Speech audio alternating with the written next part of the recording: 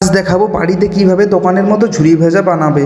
তার জন্য 500 গ্রাম বেসন নিন। 500 গ্রাম বেসনের মধ্যে 200 গ্রাম চাল গুঁড়ি, 10 গ্রাম নুন, 2 গ্রাম হিং, 2 গ্রাম হলদি পাউডার দিয়ে পরিমাণ মতো জল দিয়ে একটা ডো মাখিয়ে নিন। মাখানো হয়ে গেলে উপরে 5 থেকে 10 গ্রাম মতো রিফাইন তেল দিয়ে ভালোভাবে ডোটাকে আবার মাখিয়ে নিন। মাখানো হয়ে গেলে ঝুরি ভাজার মেশিন দোকান বাজারে কিনতে পেয়ে যাবেন।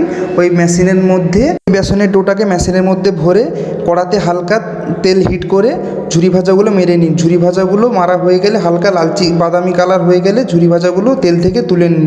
তোলা হয়ে গেলে 50 থেকে 100 গ্রামের মতো মুংফলি নিয়ে ওই তেলে ভালো করে ভেজে নিন। মুংফলিগুলো যখন হালকা বাদামি কালার হয়ে আসবে, মুংফলিগুলো তেল থেকে তুলে নিয়ে ওই ঝুরি ভাজার মধ্যে দিয়ে দিন। দেওয়া হয়ে গেলে উপর দিয়ে হালকা বিট নুন, লাল লঙ্কার গুঁড়ো আর হিঙের গুঁড়ো দিয়ে ভালোভাবে ঝুরি ভাজাগুলো মিক্সিং করুন। ব্ল্যাক সল্টটা 10 গ্রামের মতো দেবে, 4 গ্রামের মতো লাল লঙ্কার গুঁড়ো আর 2 গ্রাম এলচি পাউডার দিবে। বেশ